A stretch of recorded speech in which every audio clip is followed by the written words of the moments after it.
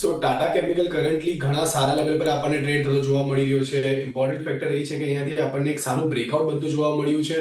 જે પ્રીવિયસ સપોર્ટમાં હતા, જેને નીચે આપણને બ્રેકડાઉન બનતું જોવા મળ્યું, તો ફરીથી એક કાઉન્ટર આપણને એની ઉપર મૂવ થતો જોવા મળી રહ્યો છે. ઇમ્પોર્ટન્ટલી જે 950 ની આસપાસના હર્ડલ માર્ક્સ હતા એ બધા બ્રીચ થતા જોવા મળ્યા છે, અને જે રીતના અત્યારે મોમેન્ટમ આવતી જોવા મળી રહી છે, એ રીતના જોતા લાગી રહ્યું છે કદાચ આપણને આમાં એક સારી મોમેન્ટમ આવતા દિવસોમાં કન્ટિન્યુ થતી જોવા મળી શકે છે.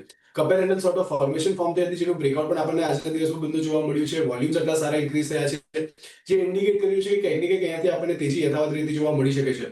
ઉપરની સાઈડ પર વાત કરીએ તો 1100 થી લઈને 1150 સુધીના લેવલ્સ છે, જે આપણને ઉપરની સાઈડ પર બનતા જોવા મળી શકે છે. નીચેની સાઈડ પર સારું બેઝ ક્રિએટ થયું છે 940 રૂપિયાની આસપાસના લેવલ પાસે. તો રિસ્ક રિવોર્ડ બી ઘણો ફેવરેબલ છે, તો અહીંયાથી તમે લોંગ કરીને ચાલી શકો છો. ટાટા કેમિકલ ઘણો અટ્રેક્ટિવ લેવલ પર છે, અહીંયાથી આપણને સારા રિટર્ન્સ મળવાની આશંકા છે, તો અહીંયાથી તમે ટાટા કેમિકલ પર ખાસ ધ્યાન રાખીને ચાલી શકો છો.